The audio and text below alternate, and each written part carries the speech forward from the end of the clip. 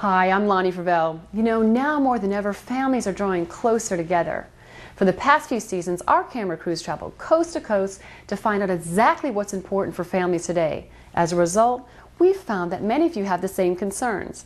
During this edition, we'll explore the answers to your questions, and we'll explore different options to enhance the lives of your family.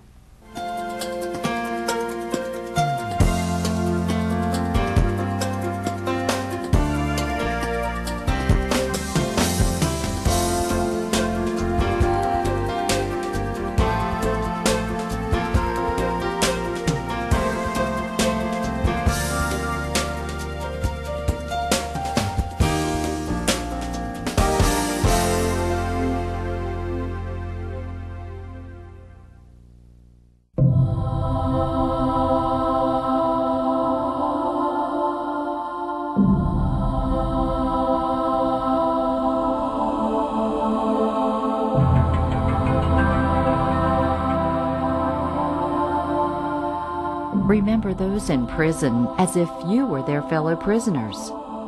One way of honoring this command in the book of Hebrews is to remember their children as well.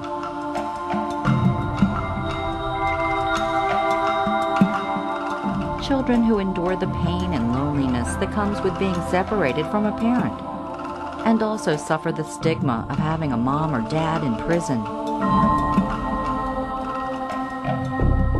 We have a real crisis today in America's prisons. The latest statistics from the Department of Justice show that 1 out of every 32 adult Americans are either behind bars or on probation and parole.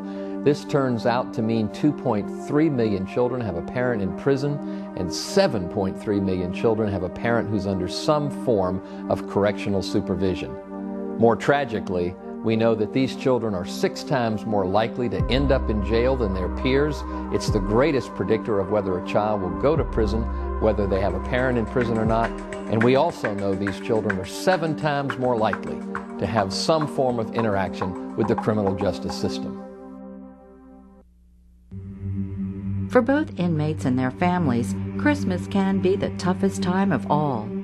At a time when families traditionally get together, incarcerated parents feel a hollow isolation as they are separated from the ones they love. Children are especially vulnerable, feeling lonely, hurt, even angry that their parents can't be with them. Sometimes they blame themselves for their parents' absence. The remaining caregiver feels the extra burden of being the sole provider. For many, buying presents for their children is simply out of the question.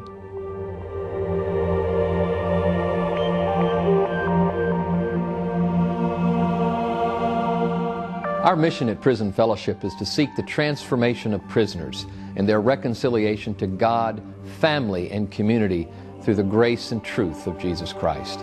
What we have found is one of the greatest ways of expressing love to a prisoner is by loving their child. So often, those we minister to in prison have left another loved one at home, usually a wife, to care for the child alone. And oftentimes it's tough times. And it's a choice at Christmas oftentimes between putting food on the table or buying presents. And in that case, you're going to put food on the table. And that's where Angel Tree can help. Mark Early is president of Prison Fellowship, a ministry founded 30 years ago by former White House aide Chuck Colson. The sole mission of Prison Fellowship is to reconcile prisoners to God, family, and the community through the love and power of Jesus Christ. Its popular Angel Tree program has been ministering to prisoners and their families for 25 years. Believe it or not, this unique ministry was the brainchild of one of the most notorious bank robbers in U.S. history. How Angel Tree got started is a great story. It was started by a lady named Mary Kay Beard, who went to federal prison after being on the FBI's top 10 wanted list for bank robbery. She saw how the women in prison were so desirous of giving their child some gift at Christmas time but couldn't. She began by placing Christmas trees in 2 shopping malls, each decorated with the names of children with parents in prison. As a result, over 550 children received gifts that first Christmas. Thousands of local churches now work with Angel Tree to deliver presents and share the gospel of Christ. Each gift is lovingly delivered to the child on behalf of his or her parent in prison. The excitement of the children and the expression on their faces when they realize that Mom and Dad haven't forgotten them is absolutely priceless. After Christmas, Angel Tree churches continue to minister to incarcerated parents and their children throughout the year through a variety of programs, such as letter writing clubs, mentoring, and camping. Our outreach to the children of prisoners begins at Christmas, but it doesn't end there. It goes year-round.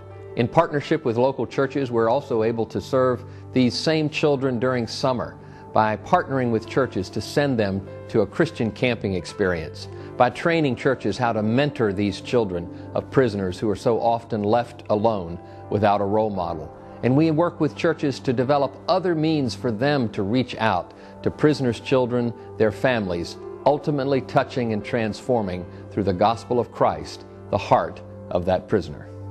Since camping began as a national program, more than 30,000 children have been able to attend Christian summer camps because of Angel Tree. The week-long camp reaches out to these children of prisoners who are at a higher risk for drug abuse and violence, providing life-changing experiences and touching their hearts. Thanks to the Angel Tree and other prison fellowship programs, many current and former prisoners have been reconciled with their families and restored to new life through the power of Christ. It all starts by reaching out to a child. Your financial gift to Prison Fellowship's Angel Tree program is vital. When you give to this program, you not only help us serve a child at Christmas, but in partnership with churches to serve children year-round with the gospel of Jesus Christ. By serving them, we are also able to serve their parents and bring them the gospel of Christ and see His transforming work take place in their hearts. It really all boils down to what Jesus said in the Gospels. He who welcomes these little ones in my name also welcomes me. You can join the Angel Tree campaign to bring love and healing to the innocent children of prisoners by visiting the Angel Tree website at www.angeltree.org, or you can call toll-free 888-ANGEL-05.